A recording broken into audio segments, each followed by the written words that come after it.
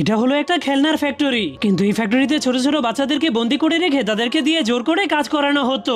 বাচ্চাগুলোকে অনেক কষ্ট করে সকাল থেকে সন্ধ্যা পর্যন্ত নিনজা পুতুল তৈরি করতে হতো। কিন্তু এই লোকটা অনেক টেনশনে ছিল, কারণ এখনই সেই ফ্যাক্টরির মালিক চলে আসবে। এই জন্য সে জলদি করে বাচ্চাগুলোর উপরে চিল্লাতে চিল্লাতে বলতে শুরু করে, জলদি করে কাজ কর। তখনই ফ্যাক্টরির মালিক ভিতরে এসে পানি চাইতে শুরু করে। একটা ছোট্ট মেয়ে তাকে গ্লাসে করে পানি খেতে দেয়, কিন্তু সেই অহংকারী মালিক সেই গরিব মেয়েটার হাতের পানি খেতে রাজি হয় না। যার কারণে শয়তান ম্যানেজার মেয়েটাকে লাঠি দিয়ে জোরে জোরে মারতে শুরু করে দেয়, কারণ এখানে কোনো বাচ্চাদেরকে এই কাজ থেকে 1 সেকেন্ডের জন্য থামতে দেওয়া হতো না। যার কারণে এই বাচ্চাটা কাজ করতে করতে অনেক ক্লান্ত হয়ে ভুল করে তার মালিকের মাফলার দিয়ে একটা নিনজা ডল বানিয়ে ফেলে। যার কারণে সে প্রচন্ড ভয় পেয়ে ক্ষমা চাইতে শুরু করে দিলেও ম্যানেজার তাকে বেধরম পিটাতে শুরু করে দেয়। তখনই মালিক এসে তার কাছ থেকে লাঠিটা কেড়ে নিয়ে বলে, ওকে মারছো কেন?